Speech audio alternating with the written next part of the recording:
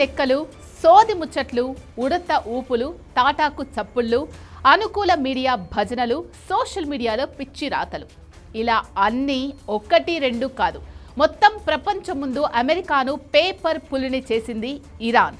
అనుకున్నది ఒకటి, అయింది ఒకటి అన్నట్టు బుజ్జిగాడు సినిమాలో ఒక డైలాగ్ ఉంటుంది, టిప్పర్ లారీ వెళ్ళి స్కూటర్ని గుద్దితే ఎలా ఉంటుందో తెలుసా అని. ఇప్పుడు ఇరాన్ను అమెరికా, ఇజ్రాయెల్ విషయంలో ఇది రివర్స్ అయింది. స్కూటర్ గుద్దితే టిప్పర్ నామరూపాలు లేకుండా అయిపోయింది. అమెరికా అధ్యక్షుడు డొనాల్డ్ ట్రంప్కు గూబ గుయ్యుమంది. వారంలో ముగుస్తుంది, తుడిచేస్తాం అనుకున్న వార్లో చివరికి ట్రంప్ బ్రతిమాలుకునే పరిస్థితి క్రియేట్ అయింది.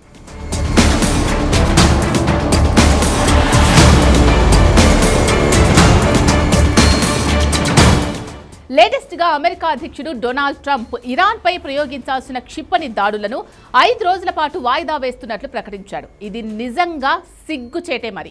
ఇజ్రాయెల్, అమెరికా ఉమ్మడిగా ఇరాన్పై యుద్ధం ప్రారంభించి 4 వారాలు గడుస్తున్న టైంలో ఈ సడన్ డెసిషన్ వెనుక ఉన్న గంభీరమైన పరిస్థితులు ట్రంప్లో వణుకు పుట్టించాయి. అగ్రరాజ్యం అమెరికా, ఇజ్రాయెల్ కలిసి ఇరాన్ను ముట్టడిస్తున్న వేళ అకస్మాత్తుగా అధ్యక్షుడు డొనాల్డ్ ట్రంప్ ఒక అడుగు వెనక్కు వేశారు. ఇరాన్ ఇంధన కేంద్రాలపై జరగాల్సిన దాడులను 5 రోజుల పాటు వాయిదా వేస్తున్నట్లు ప్రకటించారు. కేవలం 24 గంటల క్రితం వరకు ఇరాన్ను భూస్థాపితం చేస్తాం అని హెచ్చరించిన ట్రంప్ ఇప్పుడు చర్చలు ఫలప్రదంగా ఉన్నాయి అని ఎందుకంటున్నారు? దీని వెనుక ఉన్న అసలు కారణాలు ఏంటి? ఇరాన్ ప్రయోగించిన ఆ క్షిపణులు అమెరికాను భయపెట్టాయా? ఇదే ఇప్పుడు ప్రపంచవ్యాప్తంగా వినపడుతోన్న ప్రశ్నలు. అసలేంటి ఆ 6 రీజన్స్? ఈ స్టోరీలో చూద్దాం.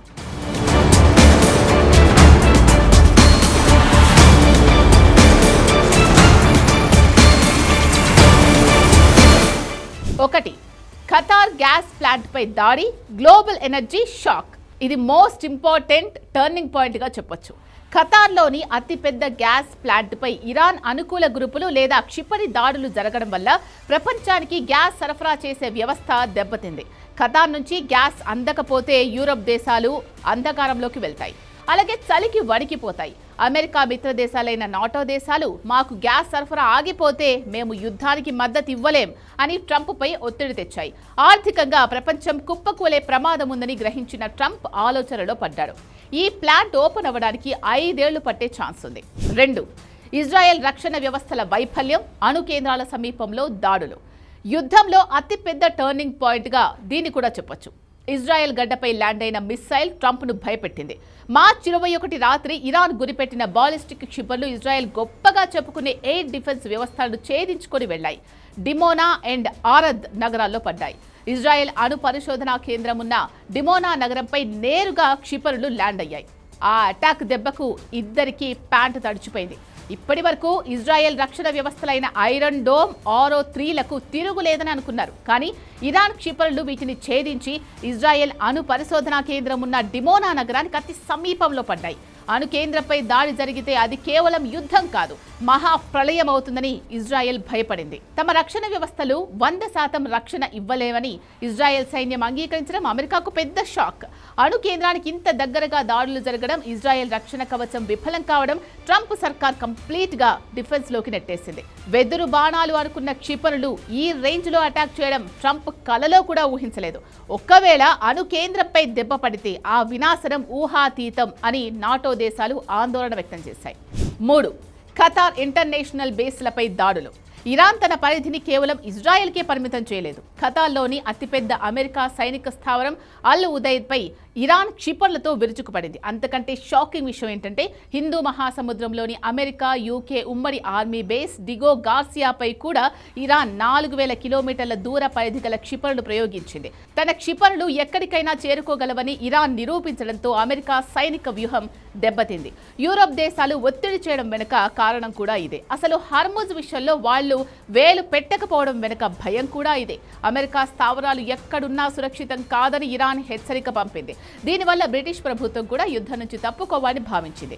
ఇది అమెరికాను ఒంటరిని చేసింది. ఇక 4. చమురు ధరలు, హర్ముజ్ జలసంధి దిగ్బంధం. ప్రపంచ ఆర్థిక వ్యవస్థకు ఊపిరిపట్టు లాంటి హర్ముజ్ జలసంధిని మూసివేస్తామని ఇరాన్ హెచ్చరించింది.